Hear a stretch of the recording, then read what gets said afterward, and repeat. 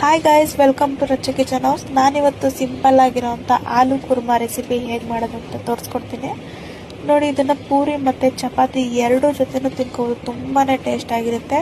ನಾನಿಲ್ಲಿ ಒಂದು ಪ್ಯಾನ್ನ ಕಾಯ್ಲಿಕ್ಕೆ ಇಟ್ಟಿದ್ದೀನಿ. ಅದಕ್ಕೆ ಸ್ವಲ್ಪ ಎಣ್ಣೆ, ಸ್ವಲ್ಪ ಈರುಳ್ಳಿನ ಹಾಕಿ ಈ ಥರ ಚೆನ್ನಾಗಿ ಫ್ರೈ ಮಾಡ್ಕೊಳ್ಳಿ. ಅದಕ್ಕೆ 1 ಟೇಬಲ್ ಸ್ಪೂನಷ್ಟು ಖಾರದ ಪುಡಿನ ಹಾಕಿ ನೋಡಿ ಈ ಥರ ಫ್ರೈ ಮಾಡ್ಕೊಳ್ಳಿ. ಅದಕ್ಕೆ ಟೊಮೆಟೊ ಮತ್ತು ಕೊಬ್ಬರಿ, ಶುಂಠಿ, ಬೆಳ್ಳುಳ್ಳಿ, ಜೀರಿಗೆನ ನಾನಿಲ್ಲಿ ಪೇಸ್ಟ್ ಮಾಡ್ಕೊಂಡು ಈ ಥರ ಎಣ್ಣೆಲೇ ಫ್ರೈ ಮಾಡ್ಕೊತಿದ್ದೀನಿ. ತುಂಬಾ ಟೇಸ್ಟ್ ಬರುತ್ತೆ.